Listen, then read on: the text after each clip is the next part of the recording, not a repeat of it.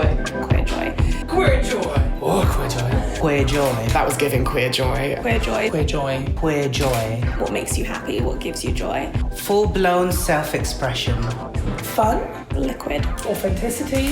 Finding people. Not holding anything back. Not limiting yourself. It's not constrained into boxes or whatever someone might expect you to be. At the heart of queer joy is community. Freedom. Abundance. The thing is though, sometimes you don't feel it. You might look it, you might be it, but you don't feel it. There's gonna be days when you have to fight and you've gotta get every ounce of energy from anywhere just to fight for who you are. But I promise you, there'll come a day where you will be so happy that you're gonna be looking at the sun and you wanna jump and touch the sun. Okay. So for me, pleasure is a big part of my queer joy. It wasn't always something that I thought of as important. It was very secondary.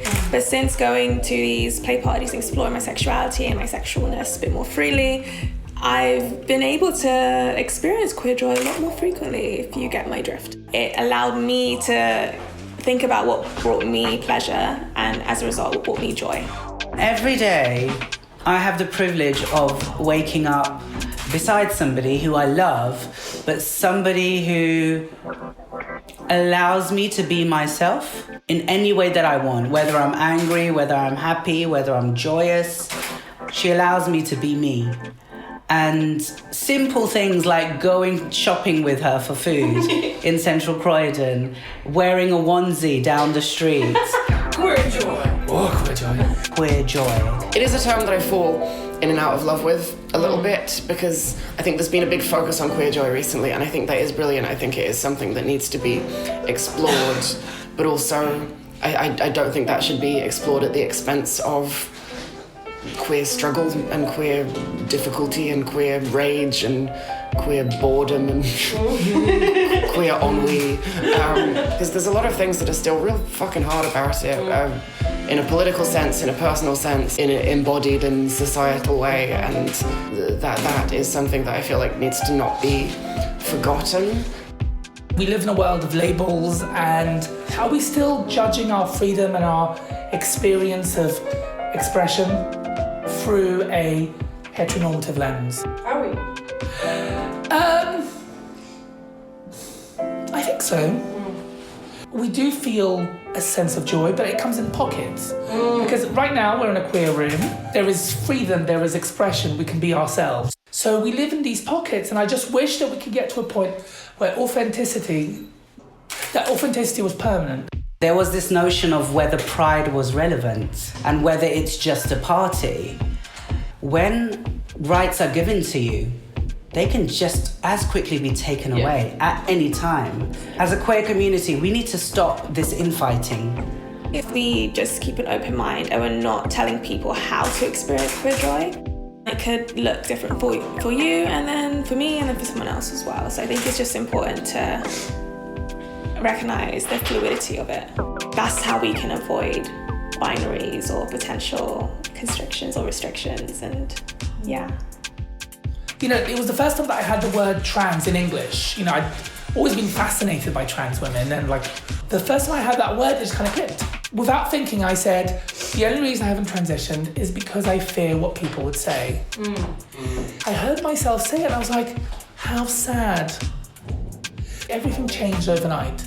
And then that was another element of queer joy, because I felt free. The trans community is being put under the spotlight. A conservative government is in charge at the moment. And regardless of where your politics lie, it's important for us to raise our voices at every single level as an entire community.